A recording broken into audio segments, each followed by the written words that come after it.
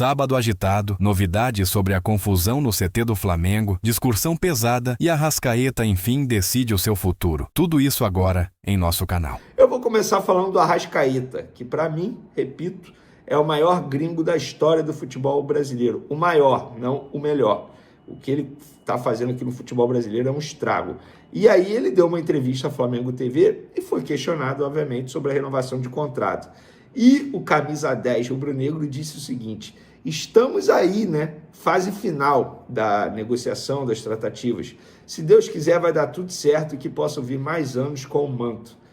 Gente, na boa, vamos lá. Eu sei que só dá para comemorar depois que a pessoa assina, depois que os dois lados assinam. Eu sei disso tudo. Mas o Flamengo não ia promover uma entrevista com a Arrascaeta na Flamengo TV se a negociação tivesse travada ou longe de acontecer, ou longe de ser renovado. É óbvio que, como a gente já informou aqui, está tudo acertado, é o famoso só falta assinar. Em breve o Arrascaeta assina e aí o Flamengo divulga nas redes sociais. Inclusive ele falou sobre a temporada dele. Para quem não sabe, ele tem 50 jogos com a camisa do Flamengo esse ano, 19 gols e 14 assistências. Que isso, cara, é assustador. Ele tem 33 participações em gols na temporada. É absurdo o que o Arrascaeta vem jogando. E para muitos, para mim inclusive, é a melhor temporada do Arrascaeta na vida dele, na carreira dele. Ele está jogando muita bola aos 31 anos. E ele falou, pode ser sim a melhor versão dele. Eu já tive fases muito boas em que me sentia muito bem, mas não sei se alcancei meu patamar máximo. Não me coloco um limite. Espero cada vez mais tentar mais coisas. Espero que os próximos anos sejam ainda melhores. Eu também espero, porque se for melhor que isso aqui, Arrascaeta, parabéns. Mas, enfim, para mim, nessa temporada é a melhor temporada dele, na carreira dele, não só no Flamengo, mas muita gente acha 2019, tá tudo bem também, mas eu acho que esse ano ele tá mais decisivo, ele tá mais experiente, ele é o camisa 10, capitão. Eu acho que ele evoluiu em todos os quesitos, taticamente falando, fisicamente falando, e a parte extra-campo, eu vejo um Arrascaeta mais maduro, mais líder, mais exemplo, digamos assim. Então, eu particularmente prefiro a versão Arrascaeta 2025. E você, 2019, 2025 ou outra temporada? Pode comentar à vontade. Vamos agora falar sobre a visita da equipe de antidopagem que teve no Ninho do Urubu sexta-feira, que criou essa confusão toda. Eu acho que o Flamengo está certo em reclamar e a gente vai trazer mais bastidores envolvendo essa situação, pelo que eu apurei. Os primeiros revoltados com isso, com essa situação toda, foram José Boto e Gabriel Skinner. Para quem não sabe, Gabriel Skinner é gerente de futebol do Flamengo, então é um dirigente do Flamengo. Os dois dirigentes já estavam no CT quando a equipe chegou ao Ninho do Urubu, porque eles chegam muito cedo quando o treino é de manhã. Na verdade, eles chegam muito cedo todo dia. E os dois dirigentes tiveram uma discussão acalorada com os agentes da Autoridade Brasileira de Controle de Dopagem, que é a ABCD. O ponto forte da discussão foi quando o Boto questionou os agentes se eles iriam fazer também nos outros candidatos ao título do Brasileirão. E os agentes responderam, segundo essa pessoa, na maior cara de pau, não sabemos. Outro ponto do debate foi quando os agentes relataram que teriam que assistir ao treino tático de Felipe Luiz. José Boto ficou muito incomodado e colocou seguranças do clube na cola dos agentes para que eles não pudessem tirar fotos ou até mesmo filmar as atividades. E, segundo eu apurei, o entendimento no Flamengo é o seguinte em relação a essa situação toda.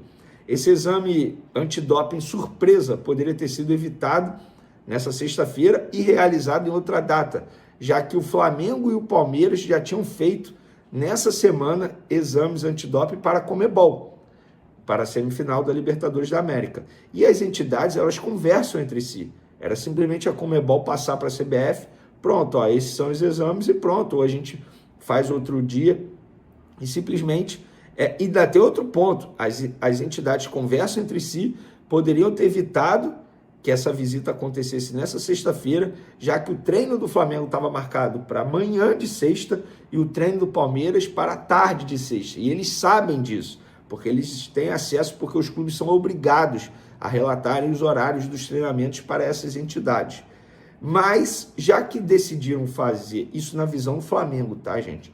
Já que decidiram fazer o exame na sexta-feira, o protocolo da agência poderia ter evitado toda essa confusão. A agência sabia o horário de início das atividades, ou seja, na visão da diretoria rubro-negra, os agentes chegaram em cima da hora porque quiseram. E aí, a partir do momento que inicia o protocolo, os observadores automaticamente têm liberação, segundo as regras, as leis, para não perder de vista nenhum atleta que será testado. Por isso, assistiram ao treino todo para ver tudo que os atletas faziam, bebiam, etc.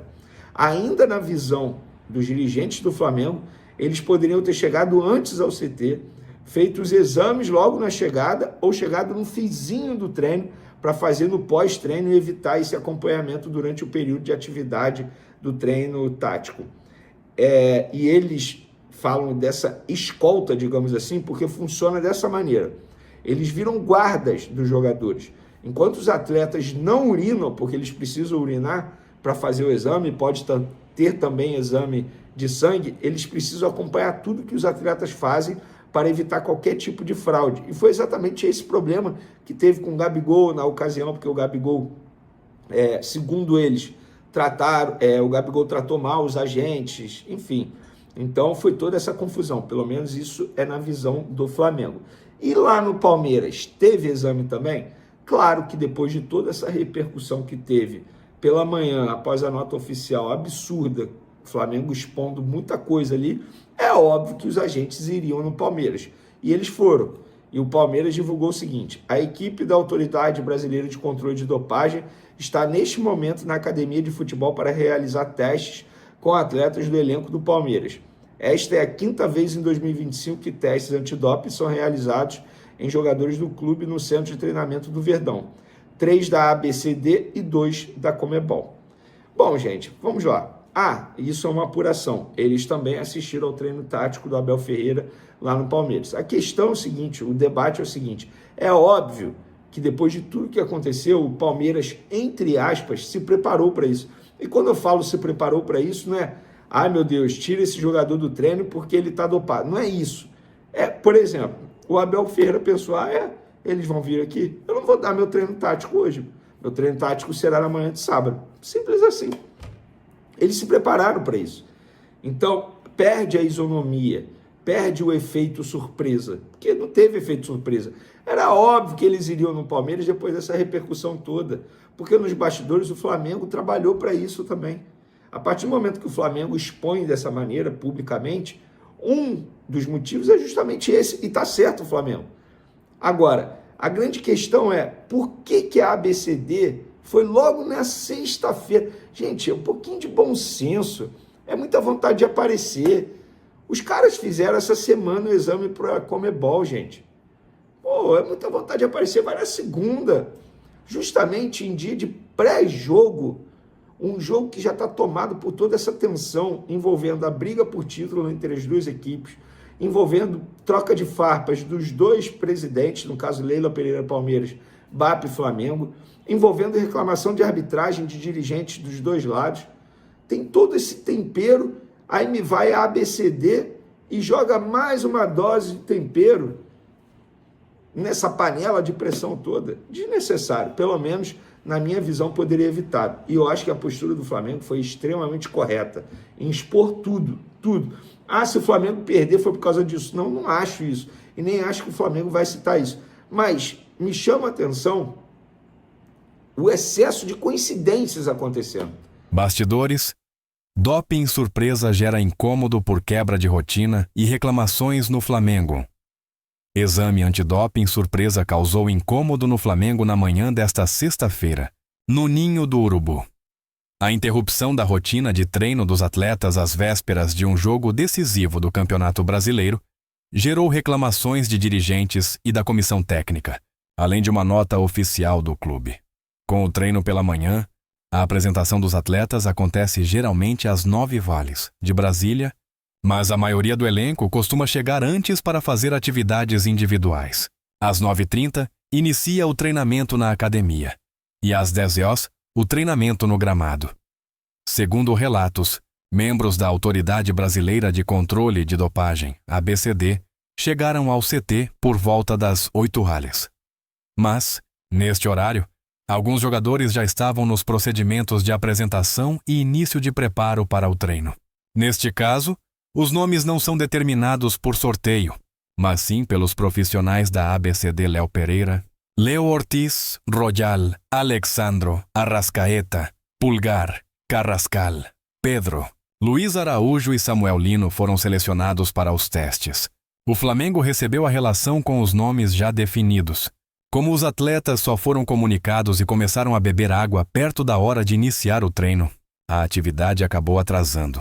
O clube entende que, caso os agentes tivessem chegado mais cedo ao ninho, a preparação não teria sido afetada. Alguns jogadores envolvidos perderam algumas ativações na academia por conta da gestão do tempo. Em um certo momento, o Flamengo entendeu que não tinha mais como segurar o começo das atividades e iniciou o trabalho. O protocolo prevê que enquanto o jogador selecionado não tiver feito o exame é necessário que pelo menos um coletor esteja o acompanhando. Por isso, 3 dos 9 membros da ABCD que estiveram no Ninho do Urubu assistiram ao treino. Até a atividade começar, alguns atletas ainda não haviam conseguido fazer o exame. Isso é parte do procedimento comum a qualquer exame antidoping e é bem semelhante ao que acontece após as partidas quando há necessidade do jogador selecionado participar de uma entrevista coletiva, por exemplo. Desta forma, o clube deslocou seguranças para acompanharem os funcionários, garantindo que não houvesse gravações ou fotos da atividade. Alguns jogadores deixaram o gramado durante a atividade para ir ao banheiro devido à quantidade de água ingerida antes do treino. Carrascal e Luiz Araújo são alguns exemplos. Internamente, as pessoas que transitam no ninho consideraram um transtorno na véspera de um jogo decisivo. O treino desta sexta-feira era visto como fundamental no Flamengo, já que a quinta foi de regenerativo para os titulares do clássico. O técnico Felipe Luiz usou o tempo para organizar o time, testar movimentações táticas e treinar jogadas ensaiadas. A presença dos fiscais de maneira integral na atividade incomodou a comissão, já que no Ninho do Urubu ninguém é autorizado a acompanhar os treinamentos, com restrições severas para os funcionários.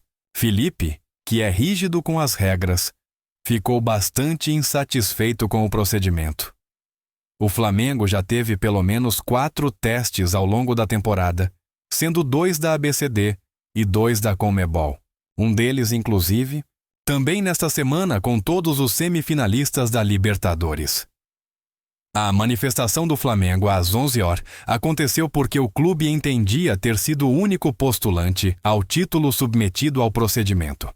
Durante a tarde, porém, o Palmeiras divulgou que a ABCD foi à academia de futebol antes do treino para fazer os mesmos testes. Escalação do Flamengo. Saul é dúvida e Felipe Luiz tem retornos para jogo com o Palmeiras. O Flamengo faz confronto direto pela liderança do Campeonato Brasileiro contra o Palmeiras, neste domingo, às 16h de Brasília. O técnico Felipe Luiz pode ter o retorno de Saul, pelo menos para o banco de reservas. Por isso, Pulgar deve ter a primeira chance de iniciar a partida desde o retorno da lesão. Saul apresentou dores no tornozelo e no calcanhar esquerdo, e por isso ficou fora das atividades nas últimas semanas.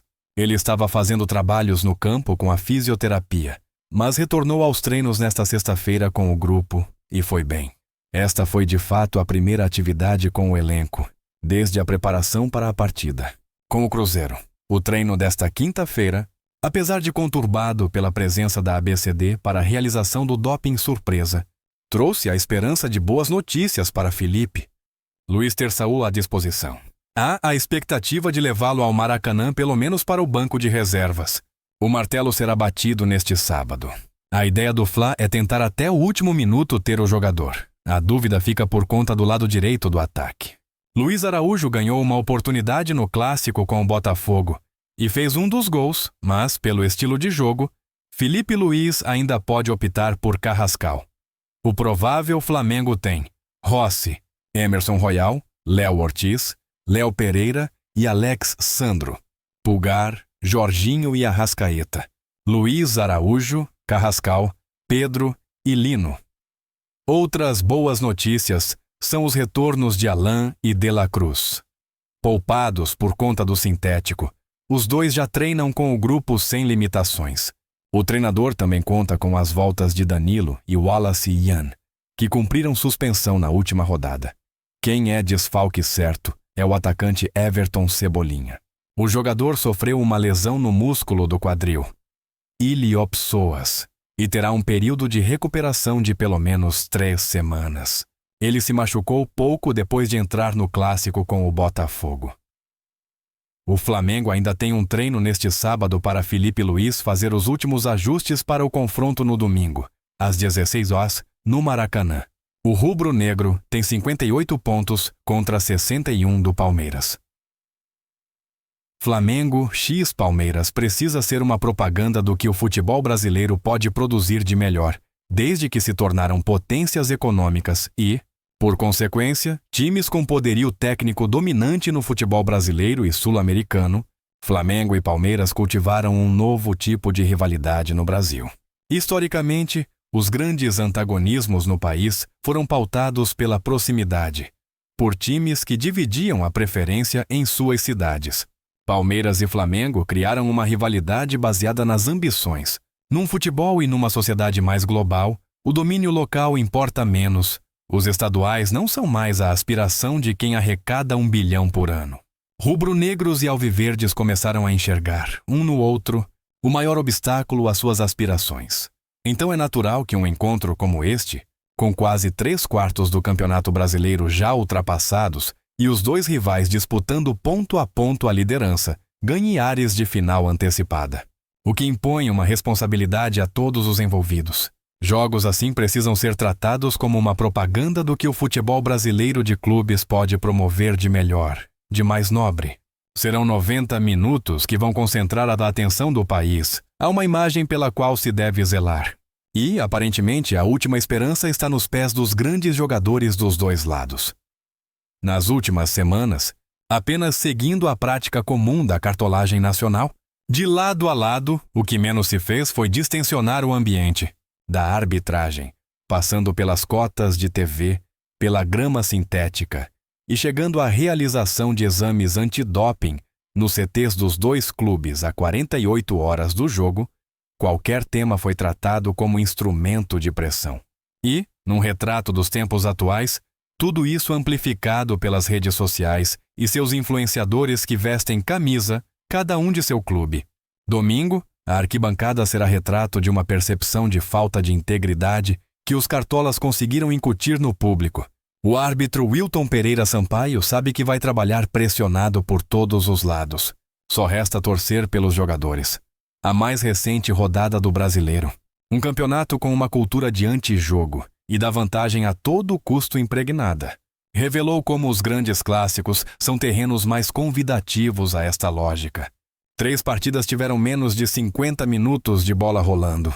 E todas foram clássicos locais. O Bavi, com lamentáveis 45 minutos e 33 segundos de futebol.